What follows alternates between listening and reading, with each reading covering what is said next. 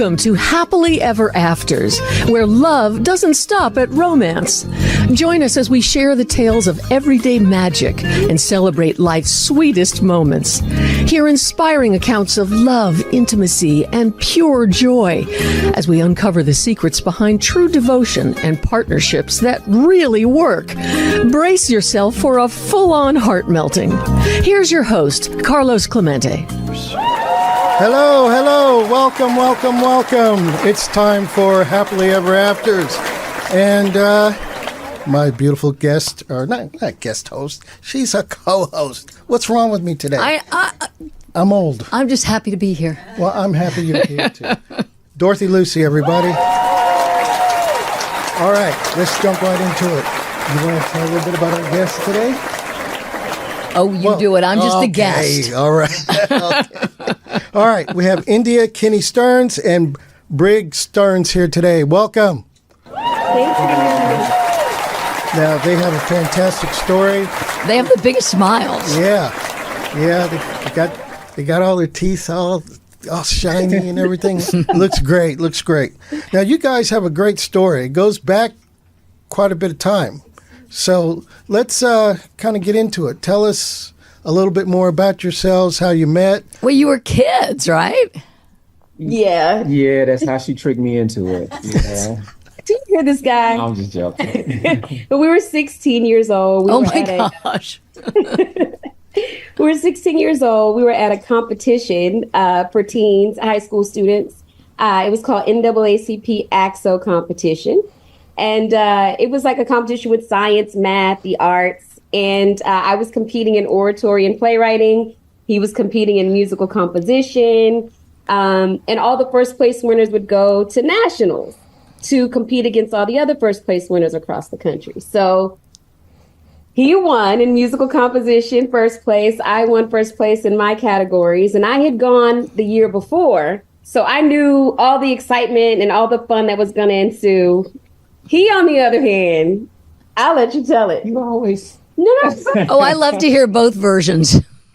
I wasn't too sure about going because I didn't really want to do the competition. My music teacher kind of like made me do it, showed up with my music and was like, hey, you're doing this competition. So I didn't really know what the competition was. So when I won, I was looking around. Everybody was so excited and I was kind of upset, like, oh my God, I'm in here with all of these nerds. I cannot believe nerds. Won this competition. Just an overachiever, not a nerd. So me being me, just bubbly and like, I was like, oh, he's over in the corner. He doesn't know anybody. Let me go and introduce myself and make him feel welcome. And I'm like, oh my God, congratulations. And he was like, yeah, okay, yeah, it's fine. Thank you. I was like, rude? But it wasn't directed at her. I was just in shock because I was thinking like, okay, the sooner I get out of here, the better. But I'm like, oh my God, I am in here with the winners, which means there's more to come. Oh my God. So, now, did you think he was cute or were you really just going over there being a nice human? I was just being nice. I was just because I wanted, that's just my personality. My husband will tell you, I'm just like hey, let's get everybody together. Let's have fun, No, she thought I was cute because I had on this old school pimp green suit back in the day. And you can't tell by the way we're sitting, but I'm 5 feet tall. He's 6'3.5". Okay. Oh. He was in the desk like this, just uncomfortable, long. Tell the truth. I had all my freshness working. I mean, you're cute, but you were rude, so it didn't matter. Okay. Now, did you say rude or you just thought rude? I was like, because I would never say it. That's not my personality. But I was like, okay. And then I was like, I'm not talking to him. Like, he's on his own. All right, what changed that? When we had 3 months they literally put you in a boot camp. Like, they give you mentors for your particular categories, and we're together. It's like the Olympics. Like, it doesn't matter what category you're in. You're cheering for that team member.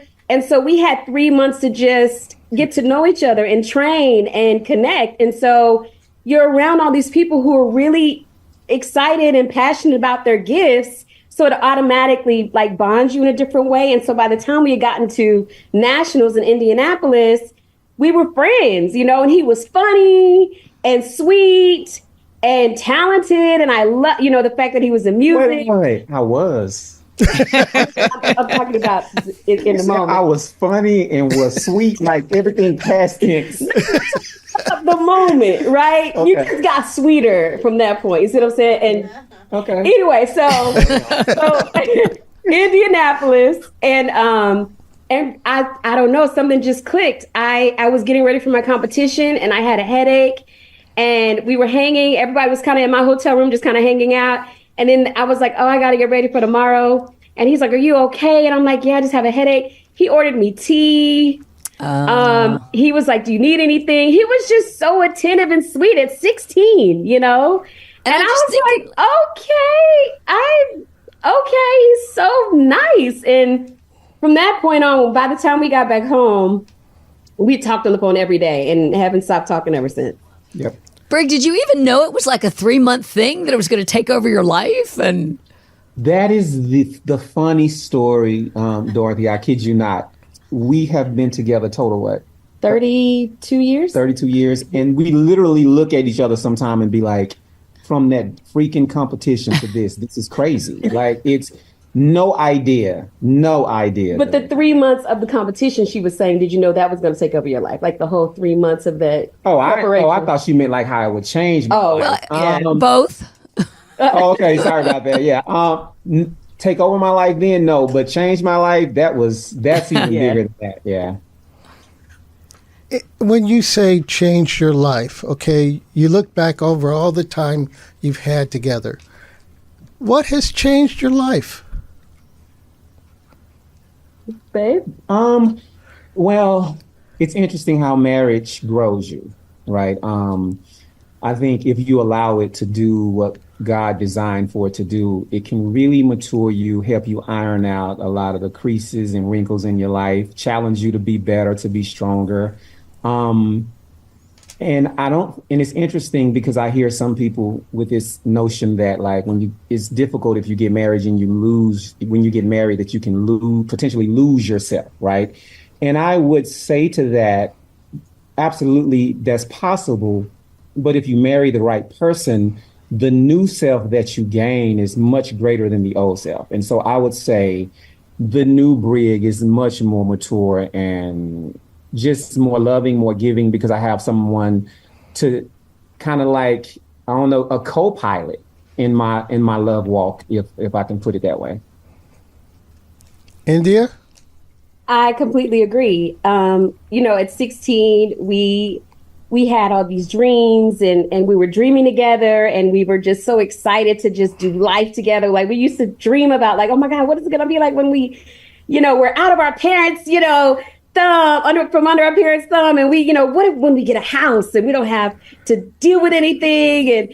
And then as you get older, as you're growing and you're having to really do life, like as you're dreaming and you have this person that's been dreaming with you since you were a kid, and they're with you through your ups and your downs, and some of your dreams come true, some of them they don't, and the hurt and the maturity that it takes to grow through that, and having somebody beside you that's loving you through it, that's reminding you of what they see in you and seeing the best in you and calling out the worst, and just challenging you, you can't help but be better. Yeah. You can't. And I would add to that too. I think something that I didn't realize till we were older, that I guess it is a gift, that she and I really do fight to make each other's dreams come true. Like when there's something she's aspiring to do or be, like I push her, I'll motivate her, or I'll challenge her, I'll help her, whatever she needs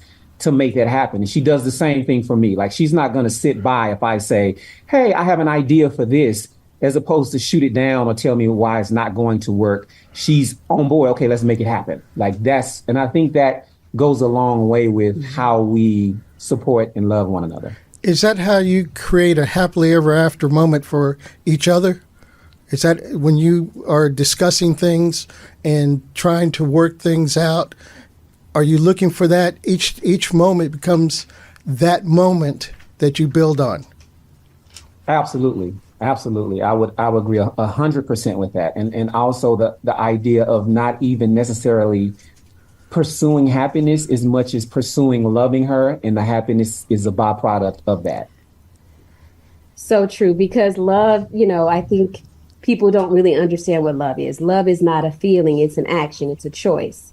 Love is a sacrificial act of one's will. So even when we are not feeling like we like each other, because I love you, I'm going to stick it out and hear what you have to say, even if it hurts my feelings. When you hurt my feelings, because of my love for you, I'm not going to hold that in and be resentful.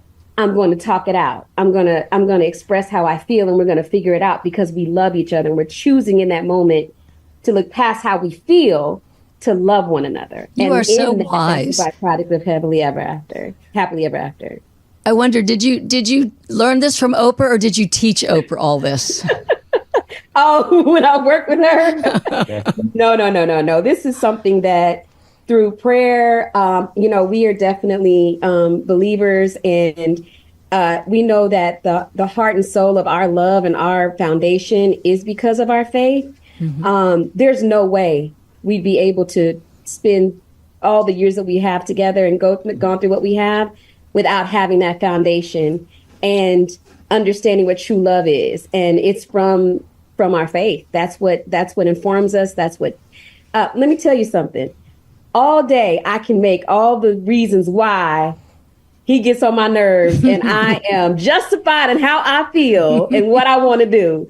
But then when I go and I'm talking to God about it, because it's always you, it's never me. Okay. And so when I talk to God about it, God is like, no, but how you talk to him, that was not right. I was like, but did you hear what he said to me? Did you? And then I go to the Bible and it's like, no, you're responsible for you. You can't change a man's heart. You can't change anything. But what you can do is you're responsible for how you act, how you talk, how you respond. And in that, I can work. And so, that's something that we learned. I mean, in the beginning of our relationship, ooh, honey. Yeah. And it's been together so long, it's kind of like, I tell people, it's kind of like this two-edged sword, in that it's great because, like we say, we've watched each other pursue our dreams, and some of them come true or some of them didn't come true. But we also had to deal with each other. Like, she had to deal with me becoming a man. Like, I was 16, right? So, wow. I mean, fellas know at 18, there are thoughts, 20, there are thoughts. Women know. I had to deal with her becoming a woman. Like, we were kids. So we had to go through those growing pains together. You're sitting there together now. I'm going to ask you a question, and I would like each one of you to respond just off the top of your head. You're sitting there right now. You're out close together right here in the camera. What is your heart saying to her, and what is your heart saying to him? Well, first, let me you go. Be quiet. That she's my forever. Oh, all right, we all just melted. Okay. That he is my better half. He makes me better. When I see him, I feel safety. I feel unconditional love and security. And I wouldn't be half the woman I am if he weren't with me. So he definitely is my better half. I'll tell you what I just saw. I saw a happily ever afters moment right there, the way you two looked at each other before you gave that answer. I'm serious. The way you two looked at each other. There's some joy. It was just, this energy just zipped through both of you before you gave your answer. So she's not the nerd you thought she was. Okay. No, not even. All right. And he's not that. That is good. He's a nerd. He really is. He's a closet nerd, but he's a nerd. Okay. But you know what? How can two walk together unless they be in agreement? We're a lot alike. Like, there's a lot that, we just connect, and I'm just grateful that we found each other when we did. I'm grateful that we got to meet you. Thank you. Thank you for coming on. Hopefully we'll meet again, and I created a happily ever moment right now. So you did. Thank you. So when you get off, you got to just talk about it. They look pretty damn happy to me. All right. Well, thank you again. All right. Once again, another show is in the books. Don't be Dorothy. You're so welcome. All right. It was my joy. And how do we find you, real quick? Well, I'm on Instagram at Miss Endyia, Msendyia. I'm following you right now. Okay. And he is not on social media on purpose, so. Yeah. Smart man in many ways. All right. Remember, this show is about love, health, and But happiness. he is a wellness counselor, so he's All right. Okay. This show is about love, health, and happiness. Happiness or happily ever afters. Being able to create that for everyone in the world. For myself, for my host, for everyone you meet every day. Try to create that happily ever afters moment. You will enjoy your life even more. This show isn't only about your stories, it's also about mine. I hope to learn from these captivating tales of love to enhance my own role as a partner, heartwarming stories, or inspiration to enrich your own relationship. Life is all about happily ever